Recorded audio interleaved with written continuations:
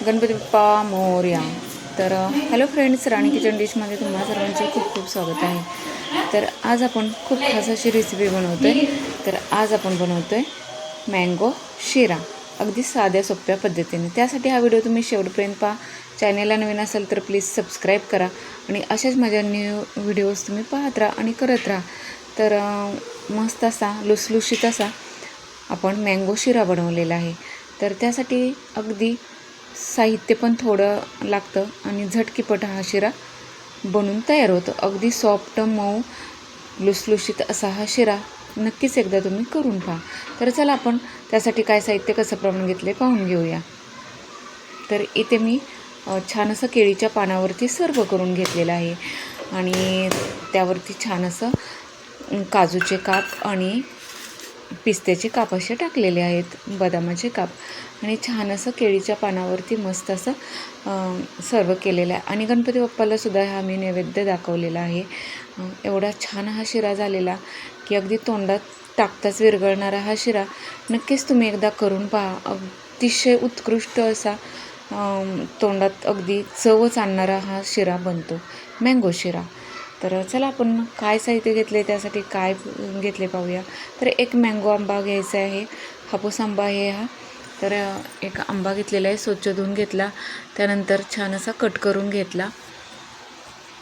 Cut करून घेतल्यानंतर आपण इथे कढई ठेवली. कढईमध्ये आता आपण तोपर्यंत छान असा जो रवा आहे बारीक, तो आपण छान असा निवडून घेतला, चाळून घेतला आणि तुपावरती हा भाजायला ठेवून द्यायचा आहे. मंद गॅसवरती छान असा खरपूस असा हा रवा अगोदर भाजून घ्यायचा आहे आणि छान असा तुपामध्ये भाजून घेतल्यानंतर मँगोचे आपण काप करून घेतलेले आहेत.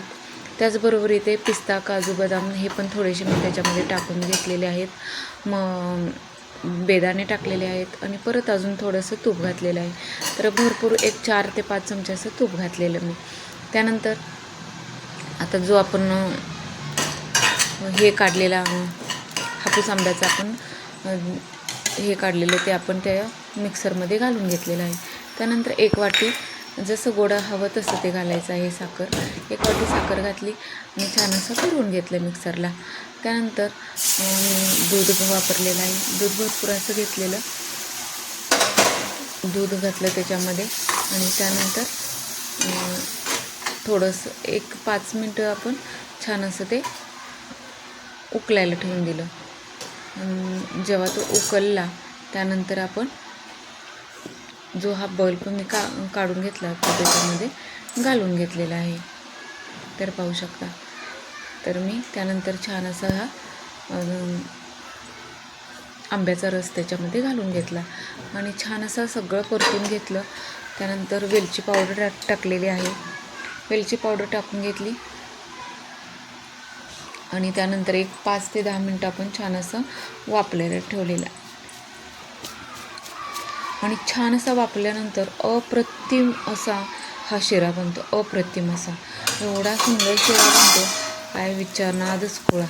तर असा हा शिरा तुम्ही नक्कीच एकदा करून पहा. आंब्याचा सीजन आता संपत आलेला आहे, तर नक्कीच ट्राय करून पहा. आणि हे रेसिपी आवडली असेल तर कमेंट्समध्ये सांगा तुम्हाला ही रेसिपी आवडली का. आवडली असेल तर लगेच लाईक करा, शेअर करा, कमेंट्स करा आणि प्लीज प्लीज प्लीज सबस्क्राईब करा आणि असेच माझे व्हिडिओ पाहत राहा, खात राहा आणि छान अशा करत राहा. तर thank you so much all of you.